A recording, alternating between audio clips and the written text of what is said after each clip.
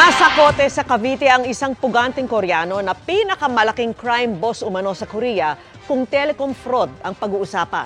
Nakatutok si John Consulta, exclusive. Yan, yung sa likod ng motor. Ayan, yan na. Papasok na sana sa kanyang bahay sa isang exclusive subdivision sa Cavite ang dayuang ito nang harangin ng mga operatiba ang kanilang van.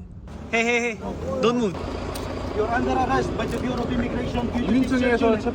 Arestado ng BI Fugitive Search Unit, CIDG Cavite, kasama ng Korean Police, ang Korean fugitive na si Lee Yong-myung. Ayon sa BIFSU, isa siya sa pinakamalaking crime boss ng Korea sa usapin ng telecom fraud na nakabase dito sa Pilipinas. Napakahalaga dyan na mahuli natin itong mga leader ng mga telecom fraud syndicate na to na dito nga namumugat sa Pilipinas. Yung mga modus nga nila, naoobserbahan na rin natin na may mga Pilipino na rin silang nabibiktima. 2016 pa raw nasa bansa ang Korean crime boss, pero paniwala ng BI, may iba pa itong galamay na nagpapatakbo ng kanilang illegal operasyon na ang binibiktima, Koreano at mga Pilipino. May set up sila ng opisina, yung mga tao nila ay nagtatawag sa kanilang mga biktima, ini-entice na mag-invest na sa kanilang negosyo or mag-apply ng loan or bumili ng cryptocurrency.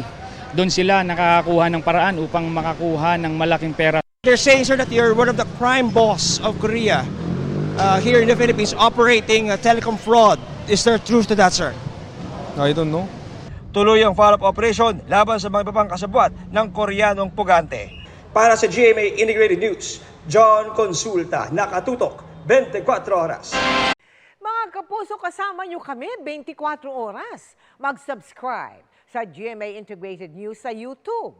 Sa mga kapuso abroad, bisitahin ang GMA Pinoy TV at www.gmanews.tv.